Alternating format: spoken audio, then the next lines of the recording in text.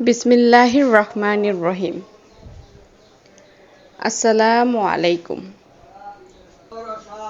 প্রিয় দর্শক ও শ্রোতাবিন্দু, আজ আমরা আলোচনা করব মহরম মাসে কি কি করা ঠিক নয় এবং কুসংস্কার এসব বিষয়ে আলোচনা করব। চলেন এবার শুরু করি। মহরম ইসলামের 4টি সম্মানিত মাসের মধ্যে একটি। আল্লাহ তাআলা পবিত্র কুরআন শরীফে এই মাসের কথা উল্লেখ করেছেন।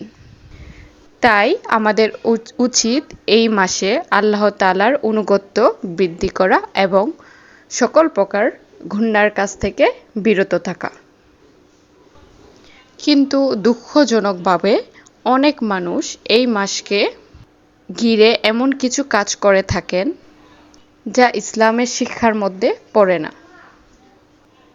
তাই আমরা আজকে জানব মহরম মাসে কোন কাজগুলো থেকে বিরত থাকা উচিত। প্রথমত জানব কুসংস্কার ও ভিত্তিহীন বিশ্বাস। অনেকে মনে করেন এই মাস একটি অশুভ মাস। এই মাসে বিয়ে করা, নতুন কাজ শুরু করা, ব্যবসা শুরু করা ভালো না। কিন্তু ইসলামে এসব বিষয়ে বিশ্বাসের কোনো ভিত্তি নেই। মহরম হলো একটি বরকতময় মাস। তাই এই মাসকে অশুভ বলা বা অমঙ্গল ভাবা ঠিক নয়। দ্বিতীয়ত, নিজের শরীরকে কষ্ট দেওয়া। যেমন কিছু মানুষ আশুরার দিনে নিজের শরীরে ব্যথা দেয়, বুক চাপড়ায়, বুক থেকে রক্ত ঝরায়, শরীরে আঘাত করে। ইসলাম এ ধরনের কাজকে সমর্থন করে না। রাসূল সাল্লাল্লাহু আলাইহি সাল্লাম বলেছেন, তোমরা সুখ প্রকাশে সীমা লঙ্ঘন করো না। মুসলমানের কাজ হলো আল্লাহর কাছে ক্ষমা চাওয়া বা প্রার্থনা করা, ধৈর্য ধারণ করা এবং সওয়াবের আশা করা। তৃতীয়ত, অতিরঞ্জিত শোক পালন। হযরত ইমাম হুসাইন রাদিয়াল্লাহু আনহু এর শাহাদত মুসলিম উম্মাহের জন্য একটি বেদনাদায়ক ঘটনা। আমরা সকল মুসলমানরা তাকে ভালোবাসি এবং তার জন্য দোয়া করব, কিন্তু চিৎকার, মাতম করা, বিলাপ করা, এভাবে শোক পালন করা ইসলামের বিধানে নয়। আবার অনেকে আশুরার দিনকে বিভিন্ন উৎসবের মাধ্যমে পালন করে। আশুরার দিনে উৎসব অনুষ্ঠান পালন না করে এ দিনের মূল আমল হলো রোজা রাখা এবং দোয়া পড়া, দুরূদ করা, আল্লাহর কাছে ক্ষমা প্রার্থনা করা, কোরআন তেলাওয়াত করা, এগুলো। আবার অনেকে আছে জাল ও দুর্বল হাদিসের উপর বিশ্বাস করে। যেমন নিরামিষ খেতে হবে, মাছ খাওয়া যাবে না, বিভিন্ন ধরনের খাবার নিয়েও মানুষ এরকম জাল হাদিস মেনে নেয়।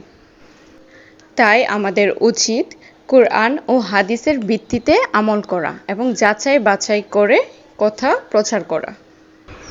মহরম মাসে সকল ধরনের গুনাহের কাছ থেকে বিরত থাকা, যেমন মিথ্যা কথা বলা, নামাজে অবহেলা করা, অশ্লীলতা ছড়ানো, গীবত করা, মানুষের হক নষ্ট করা, এসব যাবতীয় ধরনের গুনাহের কাছ থেকে বিরত থাকতে হবে। মহরম মাসের আরেকটি বিষয় হলো আশুরার দিনে রোজা রাখা। মহানবী সাল্লাল্লাহু আলাইহি সাল্লাম এই আশুরার দিনের রোজার অনেক ফজিলতের কথা বলেছেন। মহরম মাসকে ঘিরে মুসলমানদের মধ্যে বিভিন্ন রকমের বিভেদ সৃষ্টি হয়। মনে রাখবেন, সকল মুসলমান ভাই ভাই। প্রিয় দর্শক, মহরম মাস সুখ, ত্যাগ এবং আল্লাহর আনুগত্যের বার্তা বহন করে। তাই এই মাসে সকল ধরনের কুসংস্কার, বিদআত ও শিরক থেকে বিরত থাকবেন। আল্লাহ তাআলা আমাদের মহরম মাসের সঠিক কুরআনের হাদিস অনুযায়ী আমল করার তৌফিক দান করুন। আমিন। আসসালামু আলাইকুম।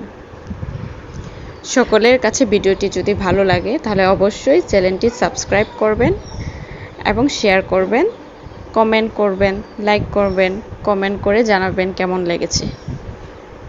আল্লাহ হাফেজ।